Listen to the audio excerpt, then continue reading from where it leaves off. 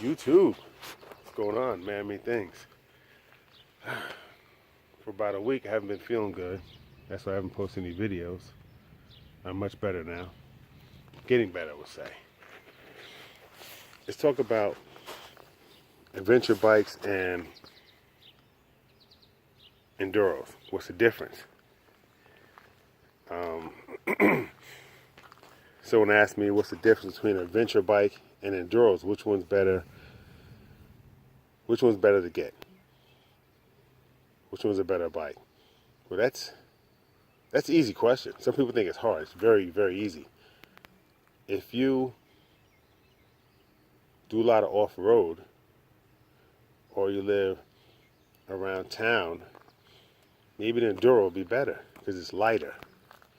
Enduros are like a dirt bike that can go on the road. Adventure bikes are a lot heavier and they can pull more. They can handle two people and a lot of weight. Enduros can do it, but they have a harder time. Adventure bikes are not as good as enduros off-road, like heavy dirt. You know what I mean? Not dirt roads, like going seriously off-road. Enduros are much better. Adventure bikes are made mostly a street bike that can go off-road and go on adventures, and then go on some light dirt too. You know, a lot of people take adventure bikes like this one and Africa Twin, the BMWs, the KTM 1190, which is an excellent bike, but it's heavy, so it's not as good as off-road as an enduro, like a XR650 or DR650 or something lighter. So that's the difference. If you live somewhere like I do, mostly highways, this is a bike for you, because an enduro will struggle on a highway. It could do it, but it'll struggle. I must say, I was watching Ron C. I was watching his videos and he did a shout out to me, which is very, very nice. Thank you, Ron. I appreciate that.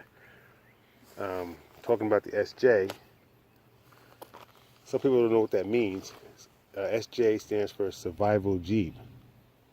And like Ron said, it's like a mobile kitchen. It has a lot of things on there. LED lights on there, solar panel. It's a 100-watt solar panel on top. It has a compressor with the tanks underneath the Jeep. It has everything. Refrigerator in the back has everything. I've given up on that Jeep because it needs a computer. Not just a computer. Wait for this car to go by. It needs 4 tires. It needs a Cadillac converter, a full exhaust, and it needs a computer. It has 330,000 miles, so engine's still strong. But after all that, that's too much money. It's a 98, which is not a bad year. But a 2001 is a better year for the Cherokees. So I am looking into getting that and transfer everything over from the 98 to the 2001. It's going to take time to do that, to find the right Jeep for the right price. So, I mean, I can go on and on about the SJ. SJ's, it's amazing. I mean, it came out so good. That Jeep has, like I said, 100-watt solar panel on the roof, LEDs all the way around the Jeep, even underneath the Jeep. Has a pull-out stove, refrigerator, inverter, compressor. I have a switch where I could take the battery out of my Jeep under the hood and give it to someone, hit a switch, and run the batteries in the back to start the Jeep. And that switch could also start the Jeep if I have a dead battery. I mean, I go on and on about that Jeep. It's crazy. But I want to say thanks to Ron C. That was very nice. That shout out. It was very, very nice. I appreciate it. And this bike, the KLR, I call it the Dark Horse. As you can see, it doesn't look like a 2010. Put new graphics on there. I've redone the whole bike. Suspension. I mean, it's I think it looks great. I like the bags on here. I was gonna go with the metal bags or metal panniers, but I think these bags match the bike really nice. I like these bags. Cortec. The bike has, I like it. Haven't made many videos because it's been raining a lot where I live in New York. Almost every day. This is crazy. So, and one of my subscribers has mentioned, you're missing heated hand grips. I don't have them. The reason why I don't have them, because I don't like riding in the cold. You know? I mean, it's not bad today. It rained last night. I just don't ride in the cold. I have weatherproof gloves that are good for the rain, and it keeps the cold off you. But I don't need all that. You know, there's one thing about me. I put things on this bike that I need and I could use. Not how can I say, I don't want to put things on here that look cool, that I'm not going to need. A lot of people get kind of hooked on that. Oh, I need to get this, I need to get that. And you really don't need that. You know what I mean? I have these bags on here because the other side has my tools in here, and this side has some other stuff I use. I need these bars because I lay the bike down. You know, it protects the plastics.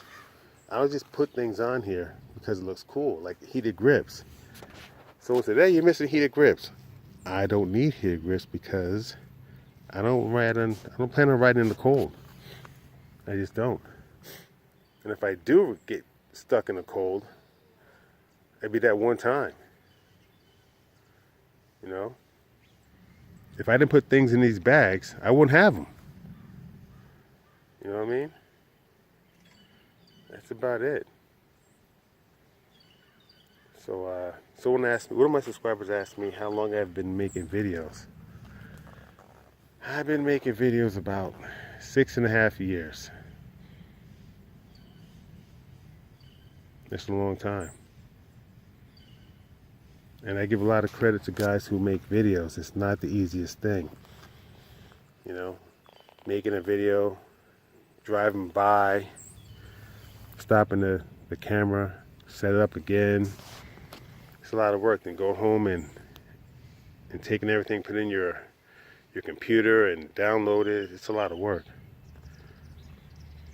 I don't do moto vlogging. I think that's what they call it. Just riding around. And if I do a video, I want to do something exciting, you know.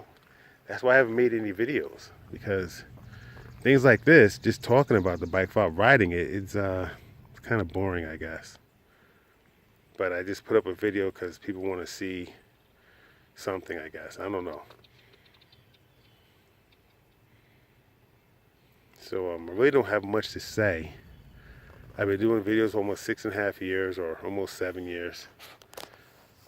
I guess I'm waiting for the nice weather to come out. You know, nice weather makes you feel better, want to do things. It's like a muggy day right now, you know. It's cloudy everywhere. Yep, so it's not a quick video. I don't know what you guys are going to say about this video. I should ride, but it's a muggy day, man. It's a shitty day. I started. One thing I will say, this is what I really want to say. Eagle Mike has really good stuff. Is it worth putting the Eagle Mike jet kit in your bike? It doesn't make your bike go faster. I thought it would. Makes it start easier. A little better response. Is it worth doing that? I will clean your carburetor. That's more important than anything. I polished the inside of my carburetor, which made it look really nice and perform a lot better. So my answer to would I get the Eagle Mike Jet Kit? No, I wouldn't do it. I just clean the carburetor. Cleaning carburetor is really important. Makes your bike start easier, run better. Just take the whole carburetor apart, clean it. I would use Mother's aluminum car polish inside. This bike runs a lot better when I did that. I made one mistake with this bike. I got the Eagle Mike riser link, which is right there. That's when I had the stock suspension on here. I wanted to make it have better, I want to have more ground clearance. So I raised the bike a little bit. But when I got the Top Gun spring, it hid the bike even more. Now this thing's a monster. I can't even get on it. It's crazy. But like my father used to say, either ride the bike or get off it. So I'm not going to bitch and moan, oh, it's too high. I'm just going to deal with it and do it. Get used to it, and that's it. This bike's a monster. As you can see how it leans. It leans to the left. You know, it doesn't stand straight up like most KLRs. I did not cut the kickstand. It's a monster right now. This bike is big. This bike is no joke. So, back to the Eagle Mike Jet Kit. Would I do it? Nah, I wouldn't do it. Upgrading the suspension is a must. I did that. Bike is perfect. I made the progressive springs. There's a tube in there. I made it extra longer, so the front is stiffer. And of course, I got the rear Top Gun spring. So that's definitely a must. The exhaust makes the bike sound nicer. Sounds really good. If I can get it going.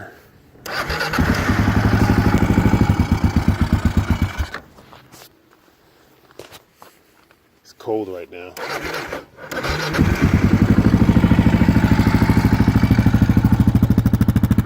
I rolled out of the garage, didn't even take it for a ride. It's been sitting all week. The Eagle Mike Doohickey. Yes, that is worth it. Do you need to do it? From, I think, 2008 and up, you don't need to. The good thing about this is there's no engine noise. When I put the doohickey in, it's quiet. That thing is, because before you hear like a chatter noise, that's from the chain slapping around, because the doohickey was a little loose. It wasn't coming off. Kawasaki made from 2008 and up, they made the spring stiffer, I guess you would call it. You know, because when I opened my bike up, had 11,000 miles, I still had a little adjustment left, and the spring, it's a lot bigger than the 07s and below. So I would definitely do the doohickey, absolutely. Those are the two things I would. One of the two things I would do is a doohickey. As far as the Eagle Mike Jet Kit, I wouldn't do it.